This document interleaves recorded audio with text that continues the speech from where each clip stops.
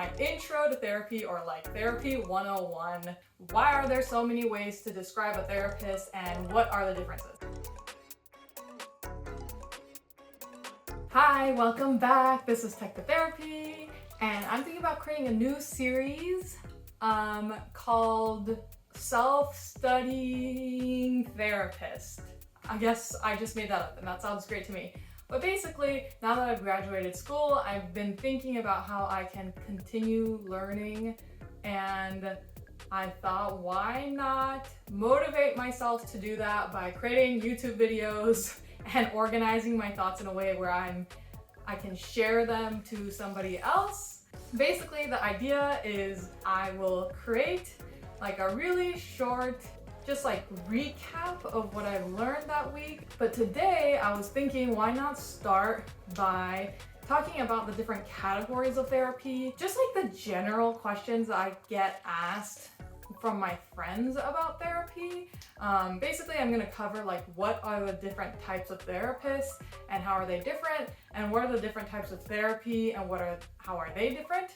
I just also want to highlight that I am so biased. I am so biased because I have a particular style of therapy. I'm gonna try to take some of that bias out, but I'm gonna leave a sprinkle of that in there because that is how I view this therapy field, and I just want you to get a flavor of how I actually think about it. So anyways, let me just get started. I'm gonna call this video my intro to therapy, or like therapy 101 video, okay?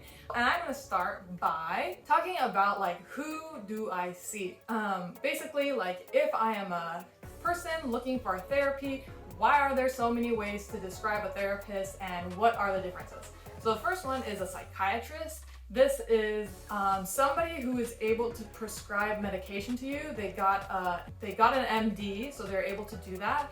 And basically in this field, typically, if not always, they follow a medical model. Could be different from the other types of therapists. But anyways, let me talk about this medical model. Basically, it believes that the psychological distress that you're going through is a symptom of an illness, which can be relieved through medication. Most of the time you see them like really quickly, you describe your symptoms and then they prescribe medication to you.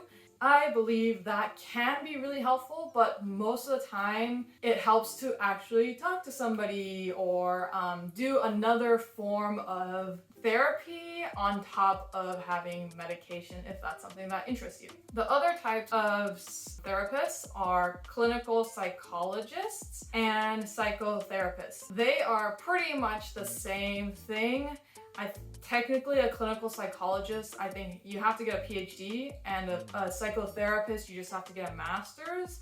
So I guess in that, the education level is like a little different, but most of them do talk therapy. And I put talk therapy in quotes because I don't like it when people use that word, because I feel like it really dumbs down what we do as therapists to just like sitting there and talking to people about their problems. There's like so much more to therapy than what like media portrays us to be. But I describe these two types of therapy as talk therapy because I feel like generally people will understand when I say that. And if a psychologist or a psychotherapist doesn't believe in the medical model, typically if they believe that the illness is more of a illness, they don't believe in it as an illness, but it's more of your distress is a side effect of the emotions and behaviors that you have. So it's not as pathologizing to me, in my perspective. And I just want to point out that I'm a psychotherapist. That is me. I do not say I do talk therapy, even though like, yes, the most of the time I am talking. There's just a lot more to it. Yeah, I'm simplifying this a lot. Okay, so now let's go to the different types of therapy. Yeah, okay, so I'm gonna start with psychoanalytic first because that's the first one that came up. And this basically all develops from Freud. So if you remember Freud from like high school psych class, then that's psychoanalytic. Basically, in this type of therapy, you explore the unconscious, and therapists typically use childhood, make connections to what's going on in your present day to your childhood, because there's a belief that most of the things that are going on with you right now are based off like unresolved problem, tension from your childhood. And also one thing to point out about psychoanalytic work is that it's more analytical from my perspective, which means there's just, there are like, I guess like from what I understand, there are certain patterns in people, and psychoanalysts that I have worked with really like to fit people in like an archetype kind of, and I don't know if I'm describing that. I'm sure there are other psychoanalysts that don't do this, but from my experience, the couple that I have gotten to know kind of do that. And from my perspective, I feel like psychoanalytic therapists, psychoanalysts, that's what they're typically called. Typically, it's hierarchical, like the therapist knows more than the client. The therapist is able to see things that the client isn't able to fully understand yet. And so there's this hierarchy that I personally really does not work with me. In terms of like me as a client, it doesn't help me when I'm in a therapy situation where there's like such a gigantic power dynamic. That's psychoanalytic. And then people decided that they really didn't like psychoanalytic especially because of the hierarchical nature. So they created humanistic therapy. It has that word humanistic because it really doesn't want to look at clients as like the unconscious and the conscious and like looking at their parts, but really looking at them as a human and kind of just like including all parts as that didn't make sense. But you know what? I'm going to keep going. So it's very client focused, which means it's much less hierarchical. Yes, there's always a power dynamic in therapy and the therapist has more power than the client. Just the nature of the relationship, but it's client focused, which means the therapist believes that the answers will come from the client, and it's not the therapist who like knows what is best. It's the client who knows what is best, and the therapist tries to like support you in that, guide you in that, help you figure out what is best for you. There's also attitude, I guess what they call, of unconditional positive regard, which basically means the therapist really cares for the client and is like very supportive. Versus psychoanalytic, I believe they try to be neutral, at least objective or neutral. Is that possible? No, but okay. We'll move on. So that's humanistic. And then another category is behavioral. So if you're doing cognitive behavioral therapy, CBT, you fit into the behavioral category. This is like the hot category of 2024 and 2023 and 2022 and 2021. It is very much trending right now because they claim to be able to show results really quickly, and it's a little easier to study or have like scientific research on it. It's basically very goal oriented, and people typically go into CBT with like a very specific goal. The focus is on changing your behavior and finding like biases or ways in which you can start thinking differently, and like noticing what beliefs you have that may not be as helpful anymore.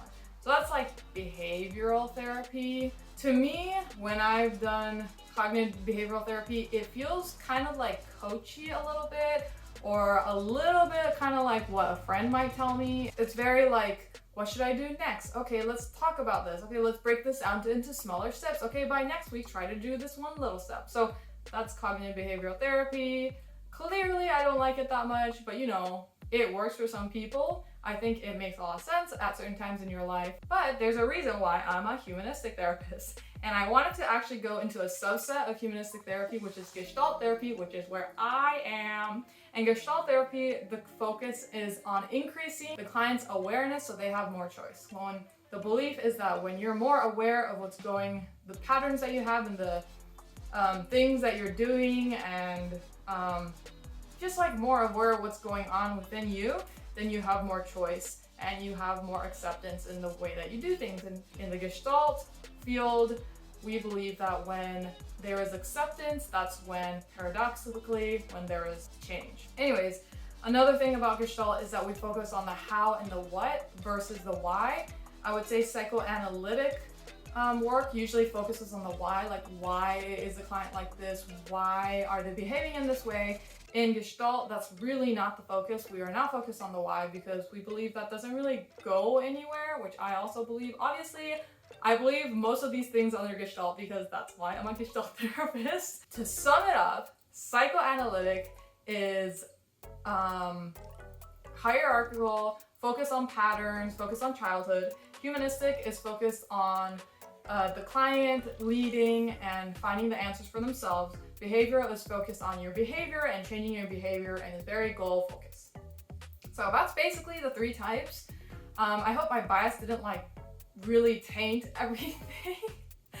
But a few other notes I want to make is that the most important part in therapy, at least from a humanistic perspective, is that it really matters if you have a good fit with your therapist.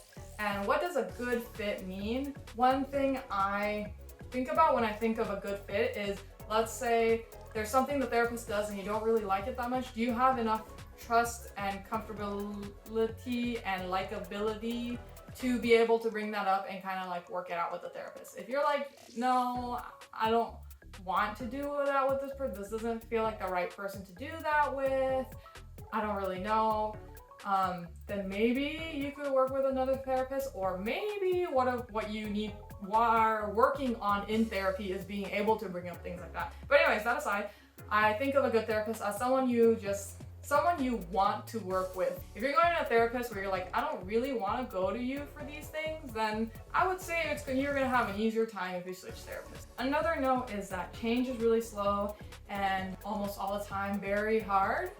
So, therapy is a very slow process. It can take some time. It's not very linear. So if it feels like you're going backwards, it feels like you're stagnating, that's part of the process. It makes a lot of sense to me that making change in like the way you are is gonna be more of like a this kind of path instead of a this kind of path. Okay, I hope that was helpful. Hope you find a good therapist if that's what you're looking for, and let me know if you like this series and if I should keep going. Okay, bye.